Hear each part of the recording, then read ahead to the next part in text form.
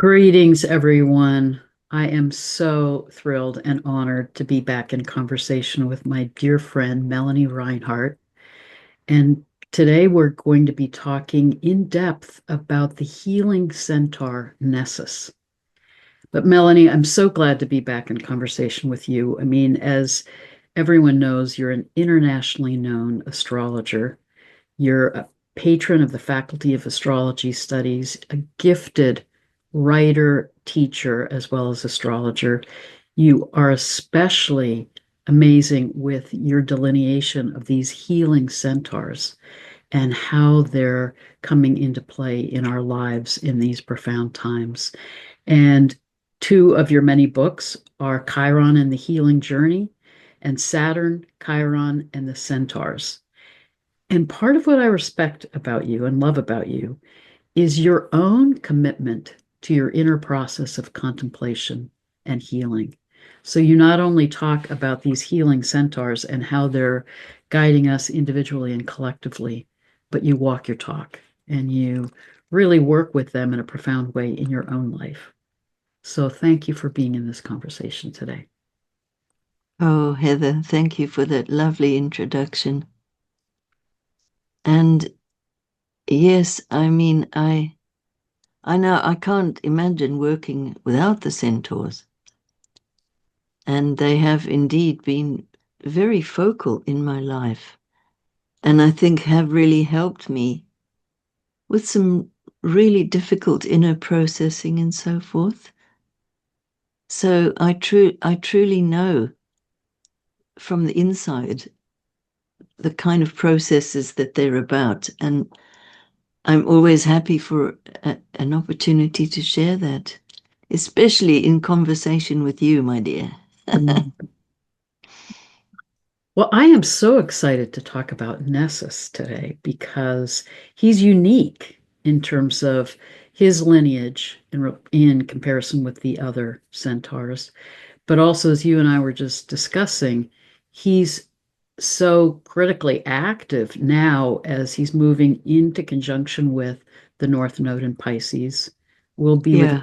5-degree orb from May 7th through December 14th this year. Wow. And I have just been profoundly moved by how the critical role the different centaurs are playing in the transits as we're in this incredibly accelerated time of transformation coming out of the end of the Kali Yuga and moving into the age of Aquarius. It's like they're holding us through this transmutational process to help Yeah. heal and move into new ways of being and new forms of consciousness. Yeah. Absolutely. And, you know, when I was very first working with Nessus, the phrase "the buck stops here" came to me. Now, I didn't make that up. I just heard so many clients use that phrase. And of what that phrase means, I think it's something about drawing a line under a process which may have been rolling and rolling and rolling, maybe out of awareness, where you didn't even really know what it was, but you knew there was something bothering you, agitating you, frightening you, whatever the case may be, but you didn't have the context and you couldn't see what it was.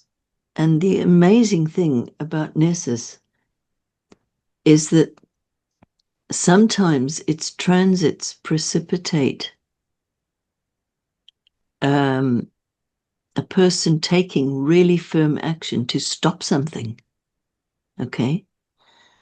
But there is also an internal version of that where a process goes on which ripens to its closure, and you may never know what it was.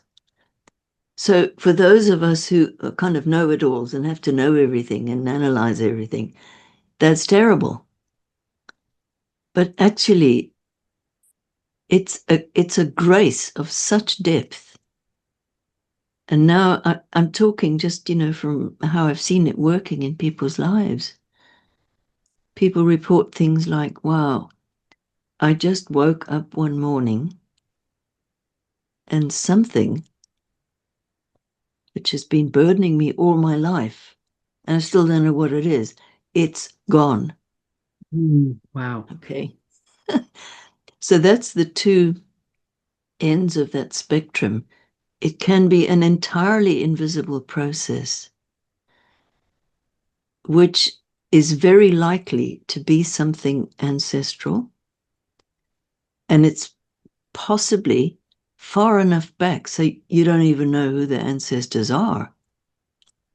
Not many people can fill their family tree beyond about 4 generations back, and unless you're royalty or something where they keep all the records.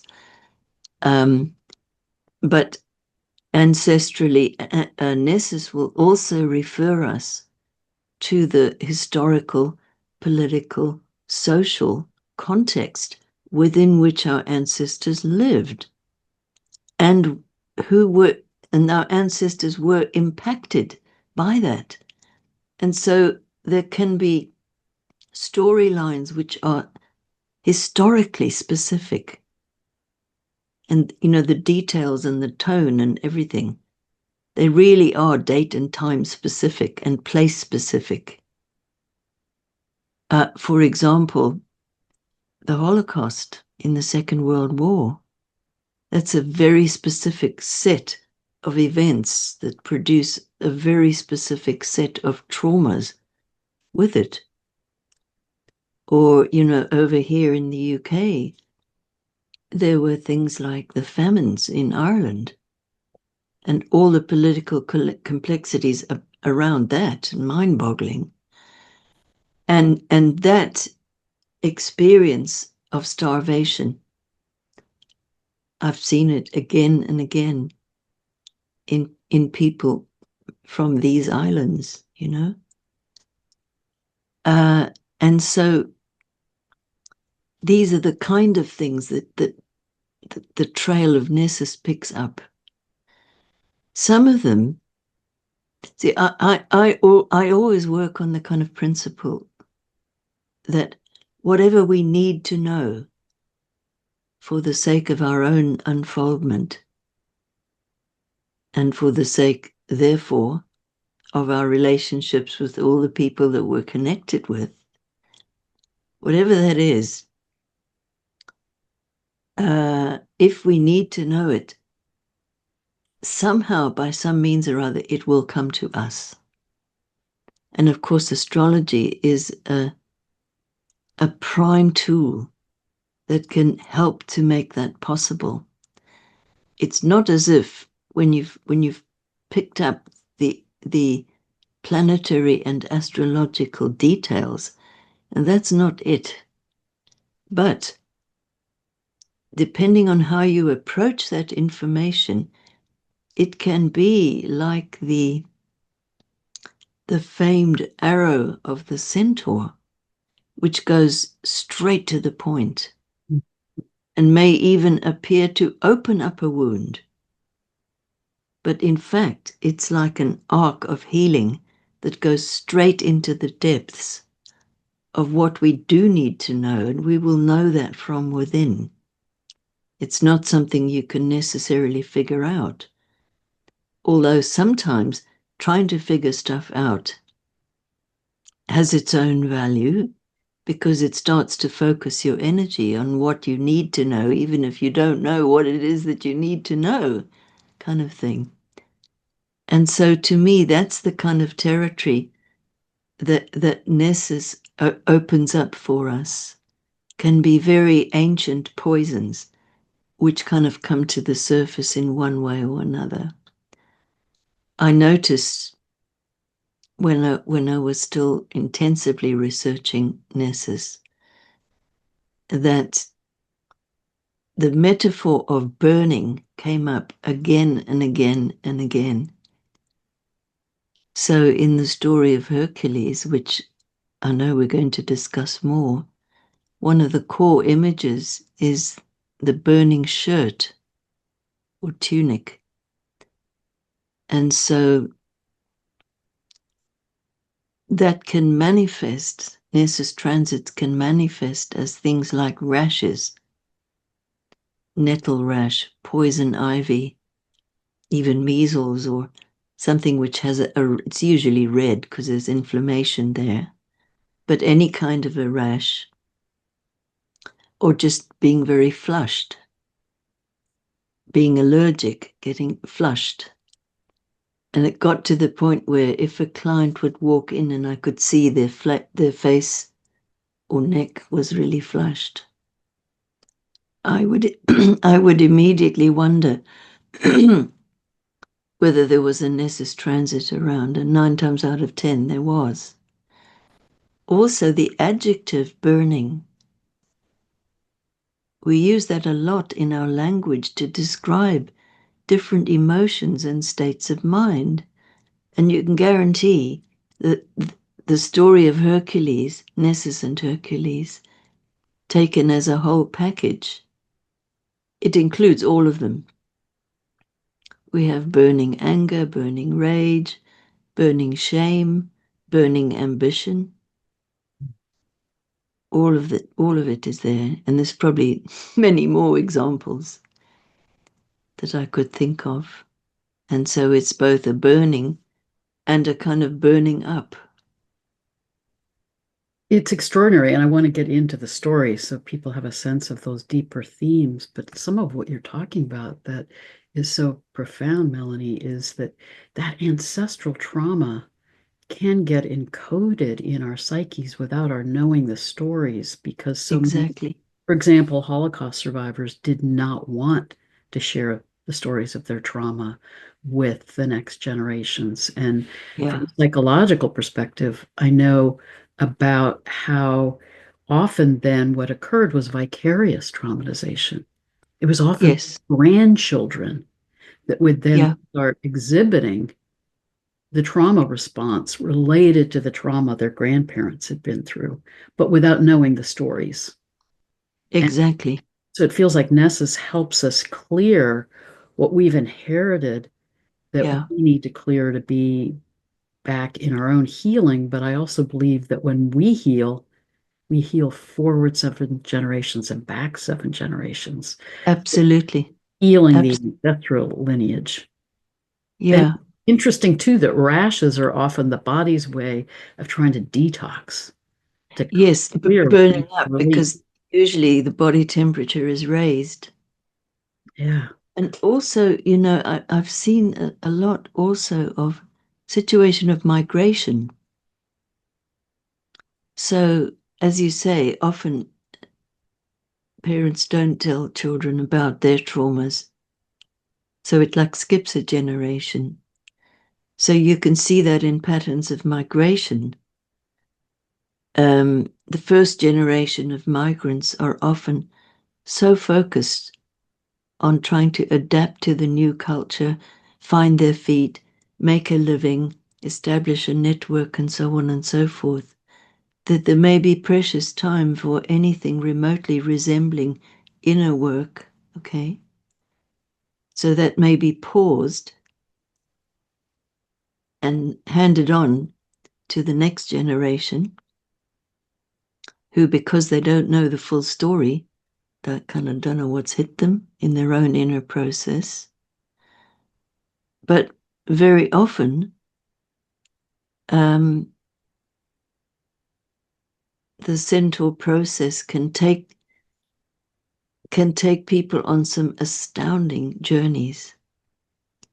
People start getting a little sense of what's back there, and they pick up the trail.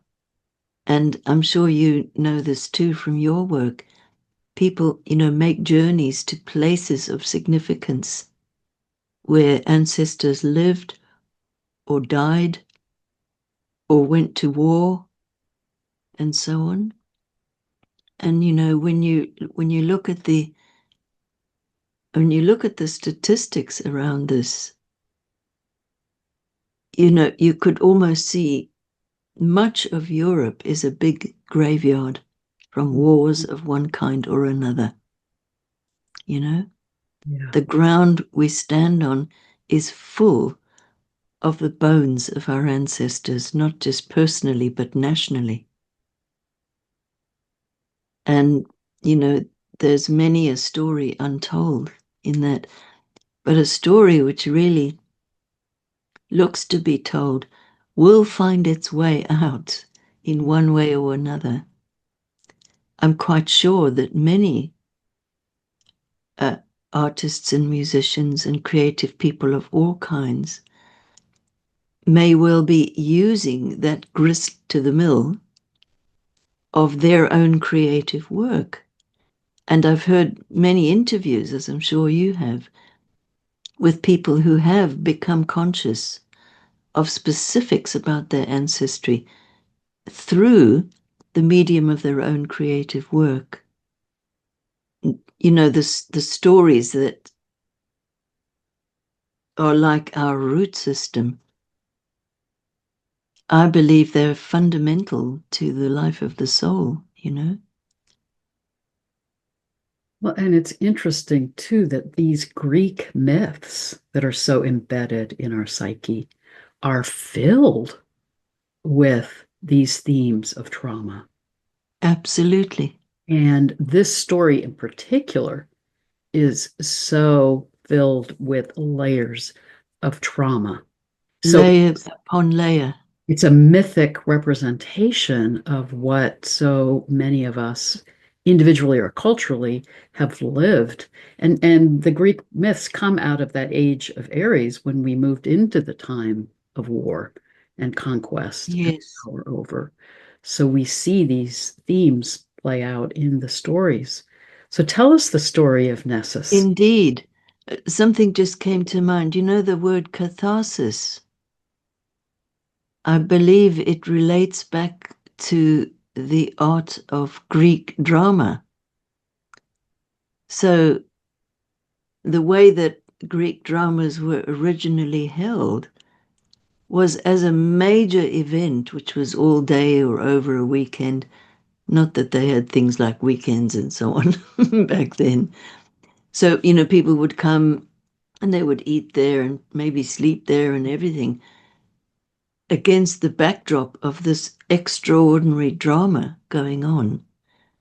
And so the sense of identification with the actors, the singers, and everybody presenting the drama, the audience's capacity to empathize with that was the catharsis, Mm. because they could see out there on the stage the actions and the consequences of what the mythical heroes and heroines in these stories were actually going through. So there are many, many points of identification. And the story of Nessus and Hercules is a big one. I mean, there's so many contemporary hero stories, including in Hollywood and all that, that have probably been influenced by the story because it's just got everything in it, you know? Absolutely. Yes. So describe the story. Well, now you please chip in because the story is so immense that I think I'm facing two risks. One is that I go off on all kinds of highways and byways and lose the plot. And the other one is that I don't say enough, you know, so you please, you chip in, intercept, ask questions, do whatever. So in terms of the relevance for our friend, the Centaur Nessus, um, I'll start with that bit and maybe backfill a little bit. The involvement with Nessus relates to the stage in Hercules' story where he was married to a woman called Deianira. And it wasn't his first marriage or his first love. to wind back a bit, at the beginning of the life of Hercules, his father was Zeus, and his mother was a mortal woman called Alcmene. And Hera was the official wife of Zeus. So Hercules stood as an eternal reminder of her husband's infidelity, and so she hated Hercules. The name Heracles is a kind of a it's a kind of a pun, a kind of an insult that means the glory of Hera. Oh my So in goodness, fact, I never knew that. he was the opposite of her glory, so that's like a dig, glory of Hera. Lost out to one of Zeus's mistresses, you see. And so Hera tried to kill Hercules, who had a twin brother called Iphicles. There's a whole complicated story about how they were twins, but with different fathers. Okay, figure that one out. But Iphicles was almost a polar opposite of Hercules, kind of timid and sensitive and fearful, okay? Hera sent snakes to kill Hercules when he was still in the cradle. And Hercules proved his divine origin by successfully seeing them off without either Iphicles or himself getting wounded. And so, only somebody who was the son of a divine being could do that. Because there was, an argument about which of the two young boys, which of the twins was the mortal one. Interesting. And so Hercules had a mortal twin, or a twin not sired by an immortal, but he was. And it didn't stop there. Hera kind of pursued and harassed Hercules to the point where she literally drove him mad. And in a fit of unconsciousness and madness, he murdered his wife and his whole family. That was his first wife, called Megara. And when he sort of came round from this horror, the beginning of Hercules' capacity to self-reflect shows itself right away, because he goes to the Oracle of Delphi for help. And there he's told that in order to expiate this crime, he has to perform a number of labors, 12 to be precise. And in particular, in the work of Alice Bailey, the 12 labors are associated with the 12 signs of the zodiac, which is a fascinating background myth through which to think about the zodiac at all. In other words, they're stories of expiation, of struggle, and redemption. So there are 12 very elaborate and very dramatic labors. All of it is the stuff of Hollywood. Hollywood is nothing new. This is it, thousands of years back kind of thing. And around the final labor was when the story with Deianira happened. So he needed to cross a river. It's the river Evenus. Don't know how you say it, but the word is spelled like E, Venus, which to me is like a pun. Us Geminis, we always play with words like that. So it's E Venus, out of Venus. And if you look into the story, all of it is around the kind of pain that can arise in relationships, particularly intimate relationships, particularly in sexually intimate relationships. So anyway, Hercules needed to cross a river which was in flood. And so to prevent Deianira, his wife, getting wet, he asked the Centaur Nessus if he would ferry Deianira across the river while he was able to wade across.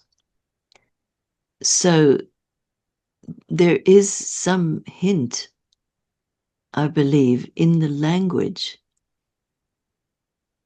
There's a light suggestion that this could have been a setup. In other words, that Hercules either deliberately or unconsciously, directly or indirectly, invited Nessus to have it off with his wife. However, Nessus was about to rape Deianira. Hercules turned around and spotted this and got out his trusty bow and arrow and shot Nessus immediately. So as Nessus lay dying, he made of his own blood and semen a potion which he gave to Deianira, saying that this was a love potion and this would keep Hercules faithful should the need arise. So, in due time, the need did arise, and Hercules was going to a tournament, and he had become connected with a woman called Iole under tragic circumstances, because it's in some versions, in a battle, Hercules actually killed the father of Iole. And so he felt a certain responsibility for this woman, as well as whatever sexual desire he might also have felt. And he did want to bring her back to the household, to live with him and his wife Deianira. So it seems that Deianira kind of knew about this. But she put on a tunic this potion that the Centaur Nessus had given her and gave it to Hercules as he was going away on this tournament. I guess she thought maybe he was going to see Iole, which could have been correct. But at any rate, after Hercules had already gone, she noticed that some of this potion, which had dropped on the ground, had begun to froth and spit and burn and smoke and all that. And she realized, oh my God, it's poison. So she sent a messenger very quickly after Hercules to warn him, but it was too late. He'd already put on the tunic. And he couldn't get it off because it was kind of corrosive and it was corroding his flesh. And so he was ripping off his own flesh as he tried to get it off, which he couldn't. And he strode over the mountains and over the land, roaring and screaming in pain, and eventually begged Zeus, his father, to allow him to die with some dignity. His wish was granted. So Hercules, and I think his attendant, they built a funeral pyre for him, and Hercules got on the fire. His faithful attendant refused to light it And so some random stranger did it for them. And he burned himself to death. But the story doesn't end there. We learned that a goddess called Hebe, also called Pandia, meaning all the gods,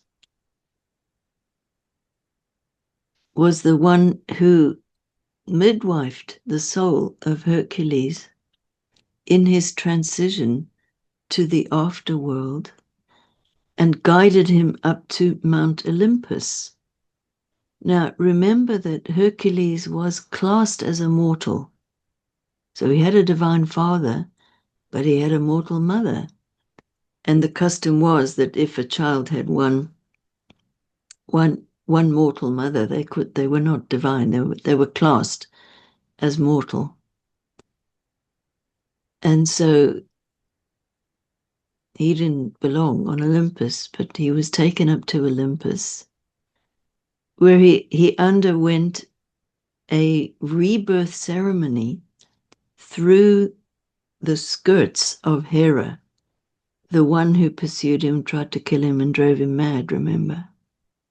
So it was through that gate that he went into the realm of Olympus. And now this new character, Hebe, she was an attendant of Hera and also involved with Aphrodite. And her qualities were all to do with reconciliation. Witness the fact that Hercules came up to Olympus through the skirts of Hera, a huge reconciliation. Talk about ancestral wounds. Wow. So I found an anecdote where there's a shrine to the goddess Hebe or Pandia. This shrine was where warriors went in order to be purified from the sins committed in battle. And they would hang all of their weapons in the trees which surrounded this grove. So that's an incredibly potent a symbol of reconciliation there. Reconciliation, purification, atonement, and many other profound processes like that, which today, people returning from wars, they don't have anything like that. Instead, they're shamed and shunned and re-traumatized. So there's something very profound that goes on there. But it was Hebe who presided over that process. You know, as I'm recounting this story, I can't help thinking how there are echoes and mirrors everywhere in the story that are so incredibly contemporary. Anyway, Hercules and Hebe got together as man and wife, as a divine pair. And they even had offspring up there in the snowy heights of Olympus. So the story of Hercules goes from trauma upon trauma upon trauma, hardship and affliction and labor, every imaginable nuance of human experience you will find in the package of all the stories around him.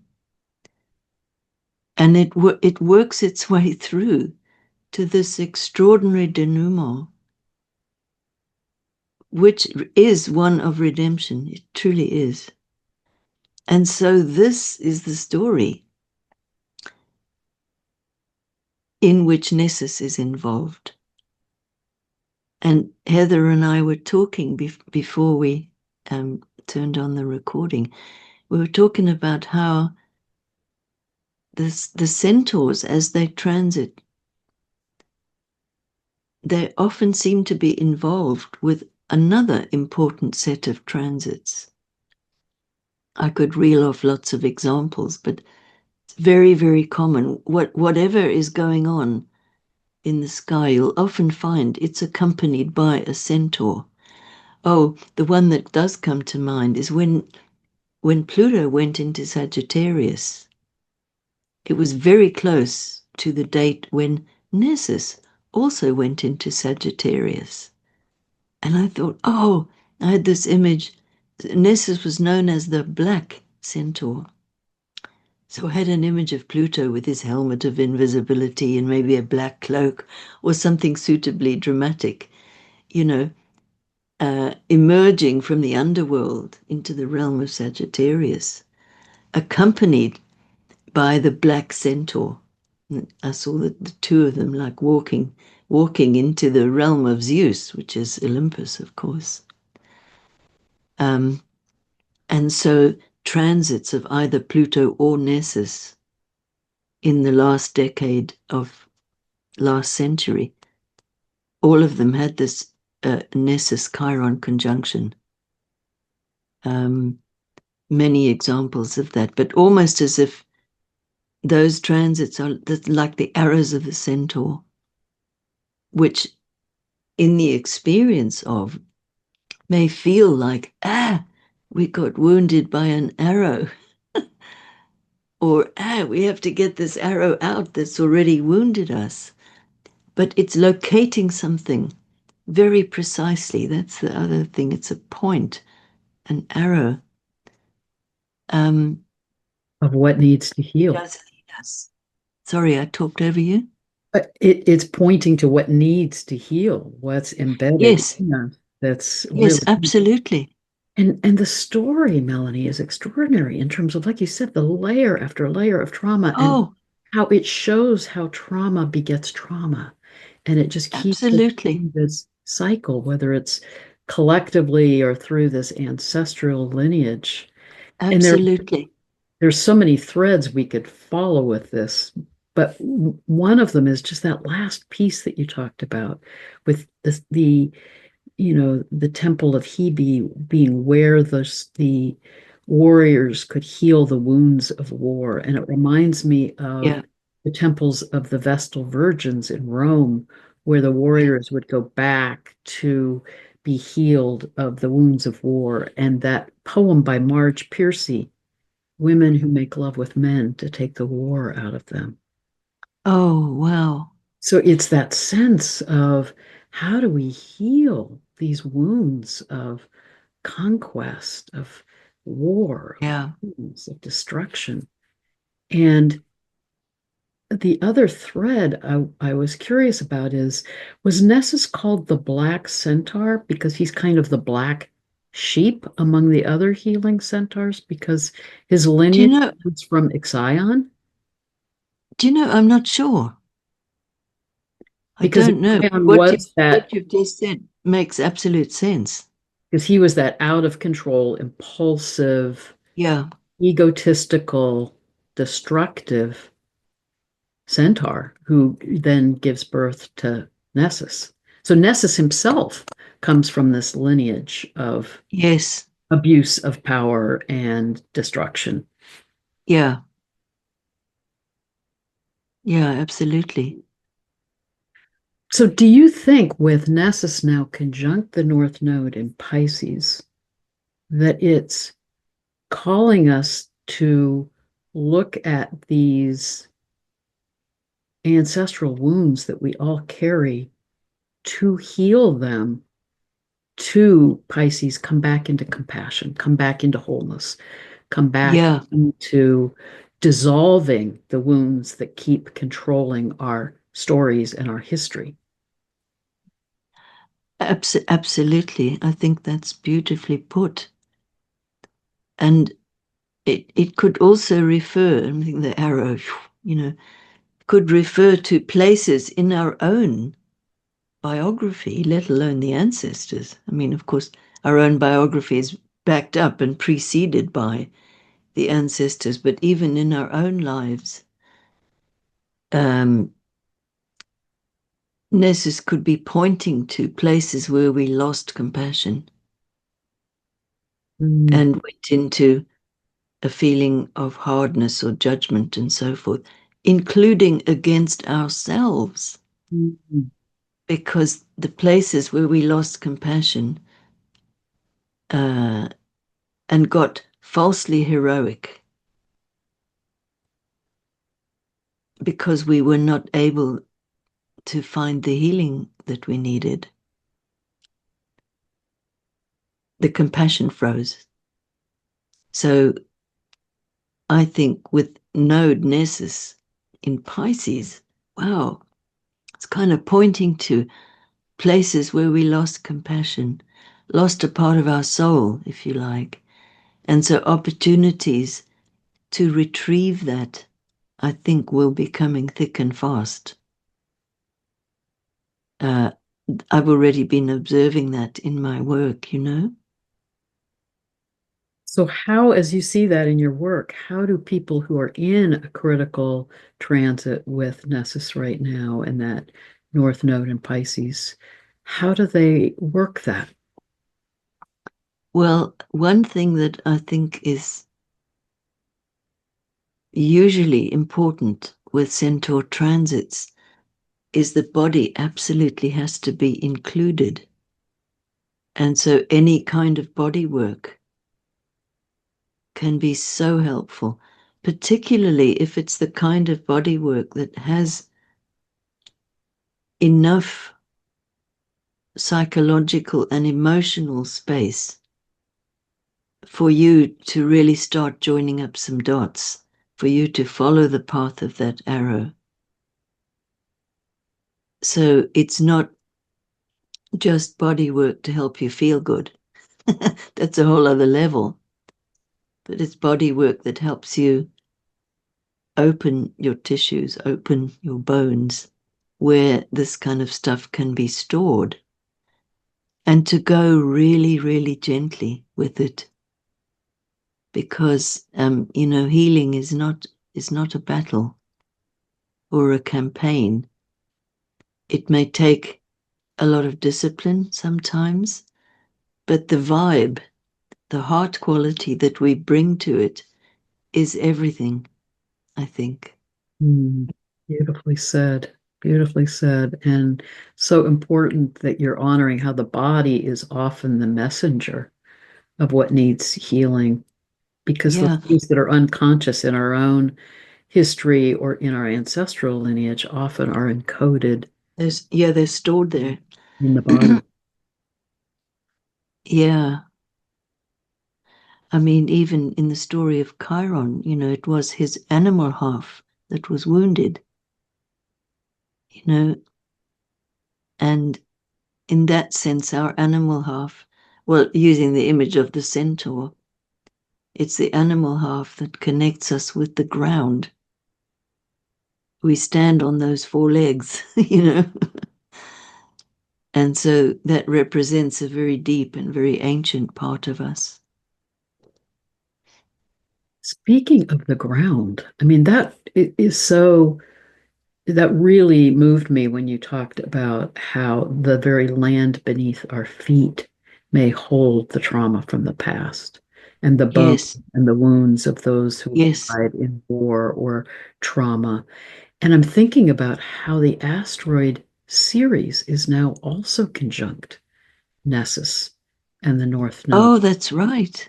So, do you think it's also trying to help us heal the wounds in the energy of the land that hold the memories of the trauma?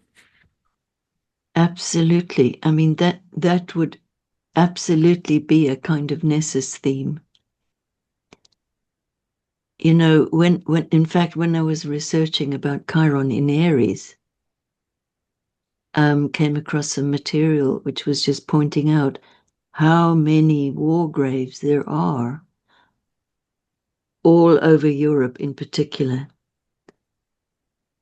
And as I was reading this stuff, I just had this impression like the earth that we stand on is full of the bones of the ancestors. And, if you look at what's happening around the world, there is so much death and destruction now. And in one way or another, whether it's through our ashes or our bones and flesh, all of us end up back in the earth. Even if we scatter ashes, throw them to the winds, gonna land somewhere. And that is actually what we stand on. It reminds me of how it feels like there are more people active now. I mean, Rory Duff in his own way. Sandy Humby is doing a lot of energy work to clear the trauma embedded in the land. And she Yes, described how that, in and of itself, when it's unhealed, can create disease or absolutely. trauma in the people living on that land, so that we are needing to clear that layer of trauma also so that it doesn't get absorbed within us and Absolutely. manifest And through us. there are people, probably, I'm guessing here, but I'm kind of convinced of my guess, people probably all over the world who you and I and those watching, you watching, will never know. We won't know their names. We won't know what they're doing, but they are out there doing this stuff. Yeah, absolutely. And here I do want to, if I may, just give a little mention in honor of a dear woman called Anne Proctor, who worked for decades together with her husband Roy, exactly doing this kind of earth healing work, actually focused on houses. They wrote a book together called Healing Sick Houses, but they were very attuned to all of this. I don't know how old Anne was. I think she's in her 90s already. And she died recently. And I just wanted to mention her because I would imagine too, that people who are aware of this kind of stuff, I reckon, when they transition into the so-called afterlife, I'm sure for some of them it's like business as usual in terms of they continue doing what they were doing when they were alive in a physical body. But who knows, maybe they're even more effective now that they're in another plane of existence. This is my, it's not exactly a belief. It's kind of what I sense, and I have no idea whether that's true or not, and for me it totally doesn't matter. But something like that is going on, of that I am sure. Mm, well put. That feels so true. And I know also there are so many indigenous peoples and shamans and healers who are doing that work in this realm and in the other realms. Exactly. Support us in trying to clear these layers of trauma Absolutely. so that we can Absolutely. heal and not keep repeating the trauma patterns. Yeah. And even in kind of regular Orthodox traditional monasteries and nunneries, in the Christian church and variants of that, if you look at some of the prayers that are said, there is some awareness of this kind of stuff. Maybe not phrased in the way that we would talk about it. But there too are countless people all over the world. We don't really know what they're doing, but they're in there in a life of prayer, you see. And people could maybe, get cynical and say, oh, they should get a life or whatever. But and prayer doesn't do anything, right? But I shudder to think what the world would be like if all these people were not doing their invisible work, we'd probably be a lot worse off even than we are now. And when I just said the phrase invisible work, I do associate that with Nessus. Not only because some of the processes that it represents are virtually impossible to put into language. Mhm. And I'm going to say some of them maybe should not be put into language. They need to remain where they are. It's enough that there is a subtle awareness of something has happened, and I may never know the full story of what it is, which, as I said, could frustrate some of us, but that's the way of the underworld.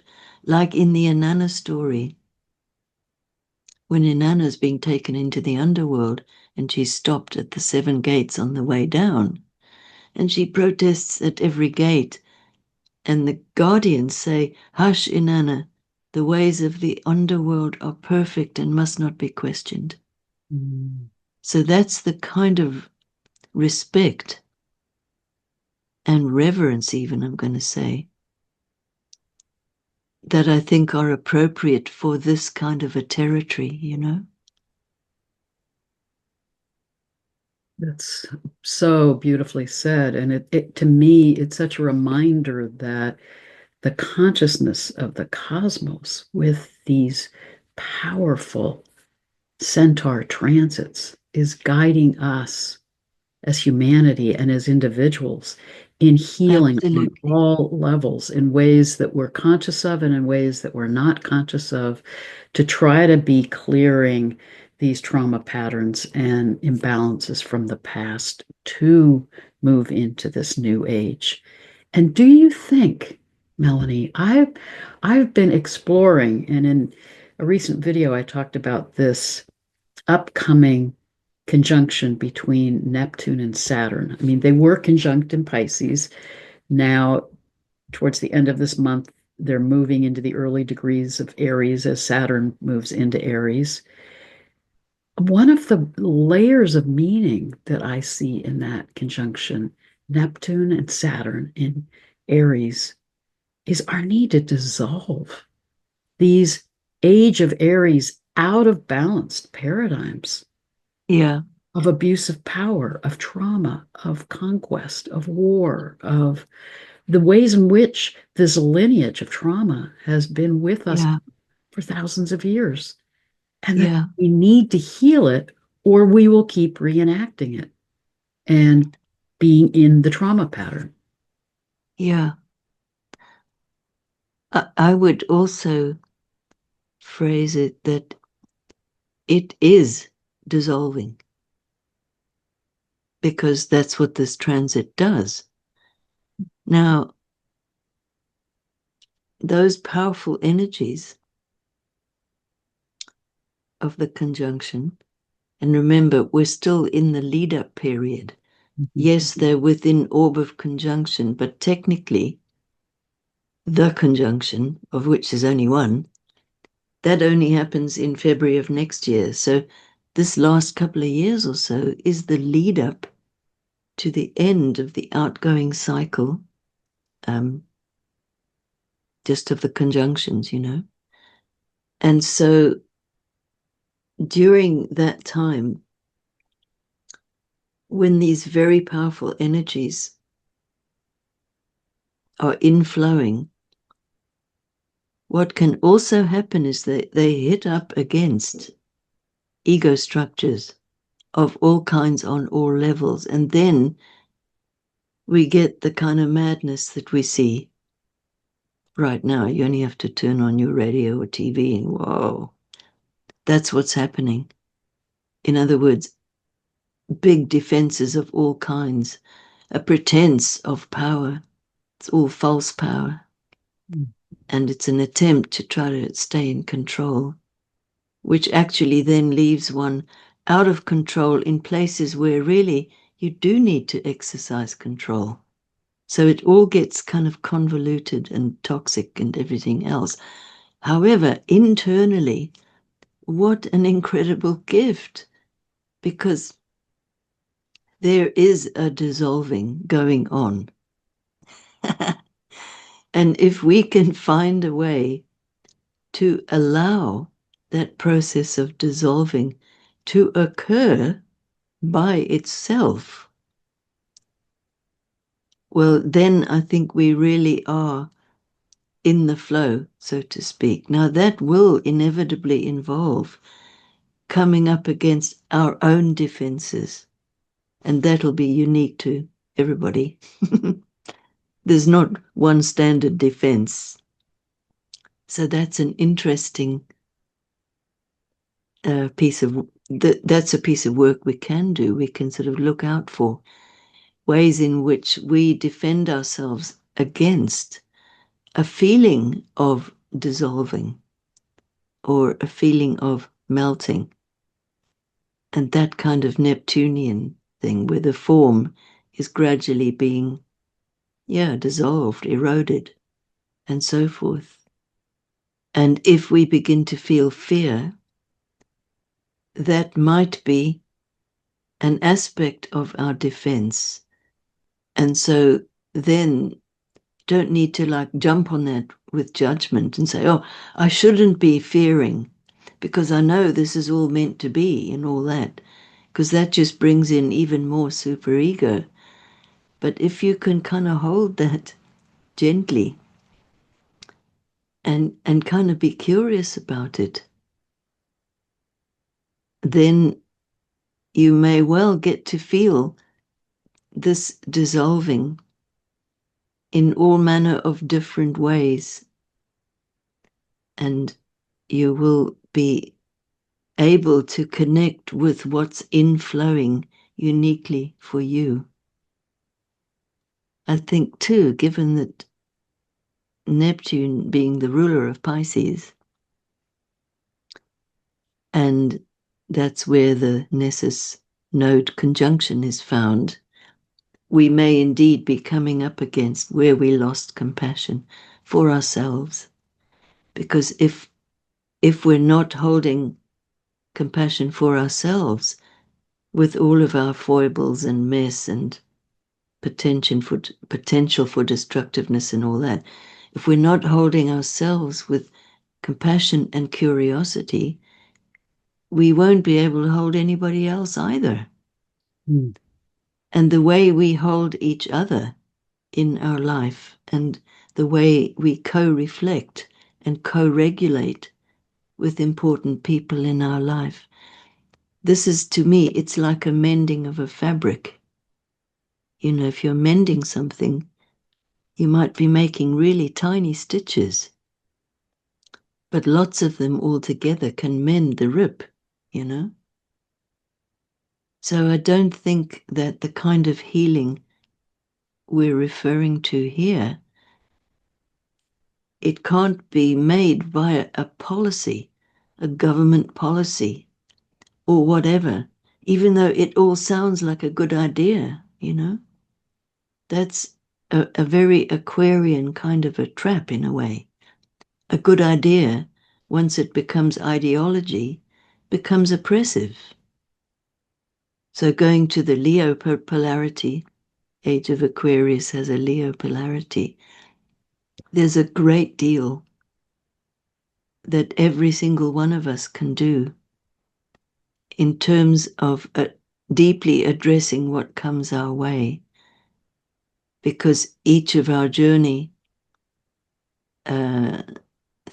through that and in that will be unique to ourselves, but it's as if we're tending to the flow of life of which we're a part. That includes our ancestors. And, you know, there are cultures still, thank God, who see the rocks and the plants and the animals as our ancestors also.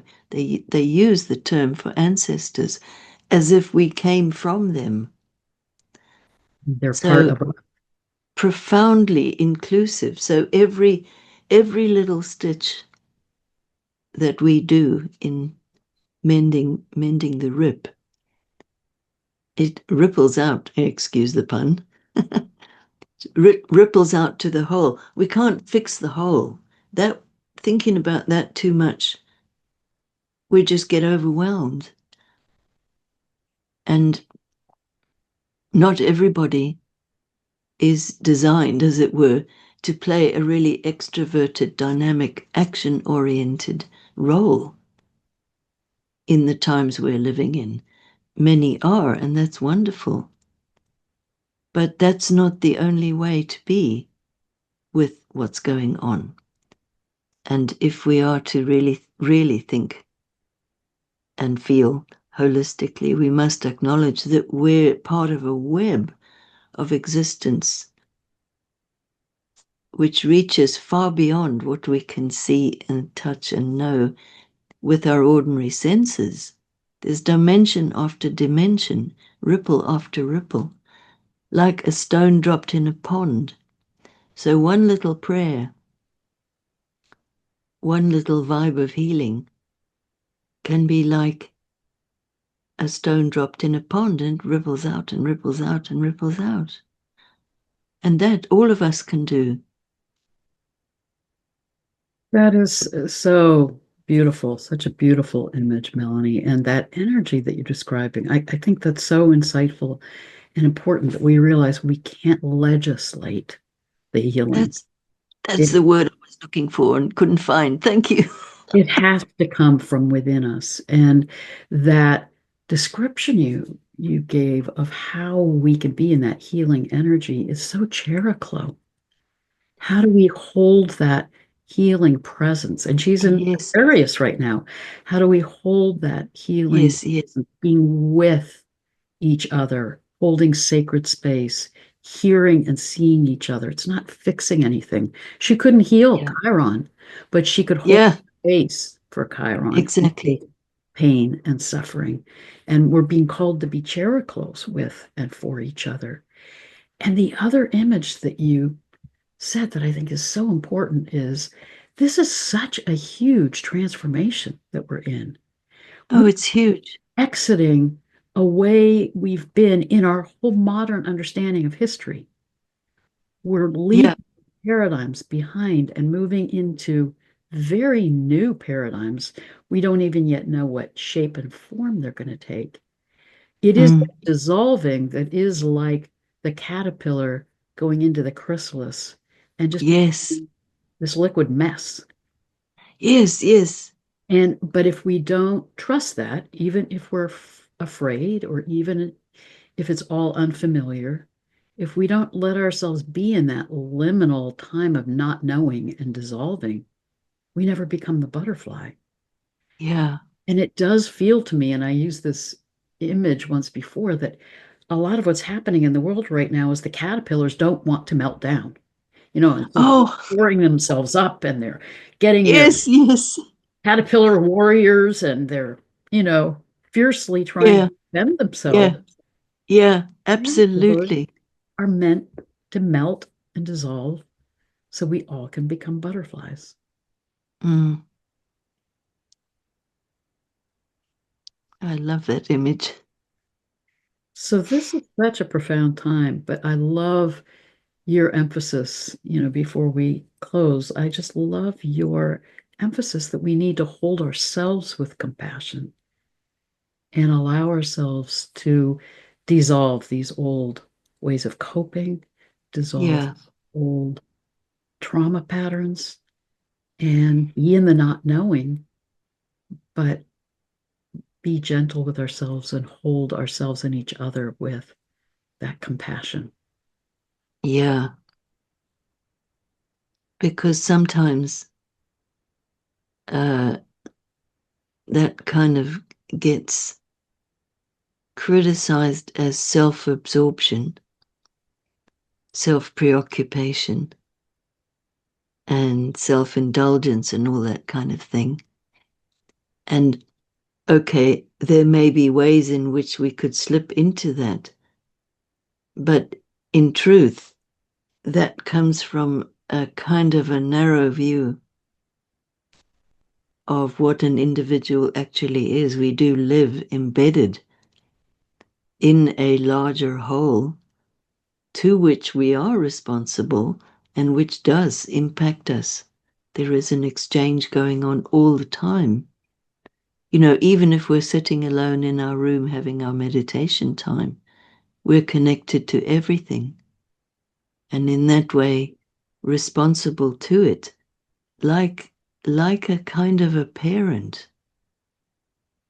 You know, we are both a child of the universe, and the universe is our child. Mm. Well, and as we each do our own inner work and come into that inner compassion and healing, then we emanate that out and support the healing of all those around us, support the healing of the collective consciousness. Exactly.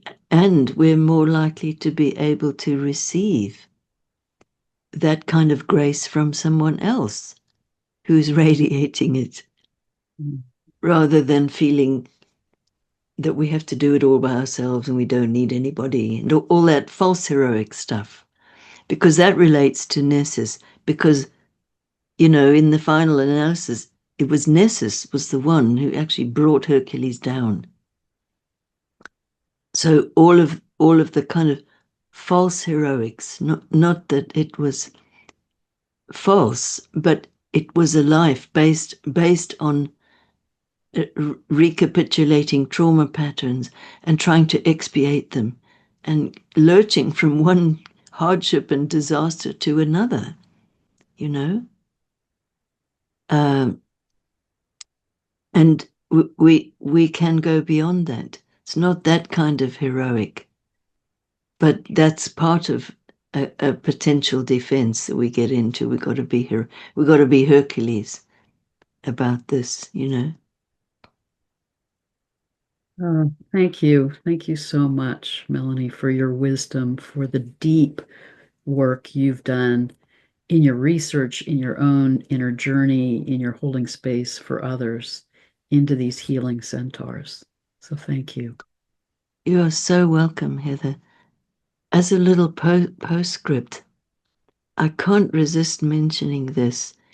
Now, if there's anybody watching who might be a fan of the music of Handel, particularly the operas of Handel, he wrote an opera, Handel, just called Hercules. And the text is taken from the Sophocles play, The Women of Trachis. And the text and the characters and so on and so forth absolutely feature Deianira, the one with, you know, the ferrying across the river and all that. And it's quite extraordinary. It was an opera written in English, translated from the Greek, of course. But if you like that kind of music, or even if you don't, you might want to give it a try, because, you know, a short sentence that you might read in a book about, you know, or Deianira said, or Hercules said, in an opera, that's kind of blown out into maybe 15 minutes of beautiful, beautiful music that gives you time to really sink into connection with the feelings that are being expressed. So we get the whole lot. We get the jealous rage, we get the feeling of betrayal, we get the hope, we get the prayers to the oracle and the begging, we get the bad omens, we get absolutely everything. We also get reconciliations along the way, and it's a long watch. It's 3 hours long. But for my taste anyway, a supreme delight to just be immersed in that music. There is on YouTube, there's a full recording, video recording of this opera, and I think with absolutely beautiful singers. It's done in semi-modern dress. And one final thought, if I may. There is If I can find it, yes, here we are. So about 12 years ago, the Canadian Opera Company, under the direction of Peter Sellars, Sellars, did a rendition of Hercules set in contemporary times. So in that one, wasn't long ago and far away in ancient Greece and all that. It was in contemporary America. And so we have Hercules as a traumatized war veteran returning home to this domestic mess and all of the permutations of that. And so in their program notes, they say the subjects explored in Hercules include modern warfare, war and peace, military culture, and post-war issues for veterans and their families. Absolutely amazing. And so if you have that kind of a potential in the back of your mind, if you watch the opera, you'll really see, my God, it's like a mirror of exactly some of the issues that are prominent on the world stage today, with the addition of the entire emotional range. So it's not just a reportage of what's happening and this and that. It's got the full watery, Piscean, emotionally charged level behind it. I will include those links below, Melanie. Thank you. Oh, okay. I'll send them to you. And how perfect as Nessus is guiding us to heal these wounds from the past, that we can access it also through music, Pisces. Absolutely. So I will definitely put those links below. And thank you for your Thank healing you again. and work. And I give thanks to this community for how we are all working to heal, to support the healing of the world. Yeah, absolutely. Thank you so much, Heather. And thank you all for participating in this theme as you watch and listen. Blessings and love to all of you.